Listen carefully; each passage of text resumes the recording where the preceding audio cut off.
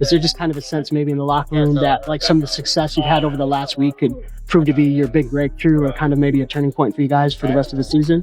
Yeah, I mean, I think we're all feeling good. I think the energy's high. Really good win in Minnesota. Had a chance to celebrate together. I think that only helps our chemistry. You know, all that stuff off the court definitely fuels us. We're having fun with each other. We're having fun together playing. So I think it is. I think this is a good moment for us. And, you know, especially we're playing without one of our best players. So to do that in those circumstances, we're really just proud of ourselves. For the Aces, points in the paint, 38-20. I mean, it was a dominant win.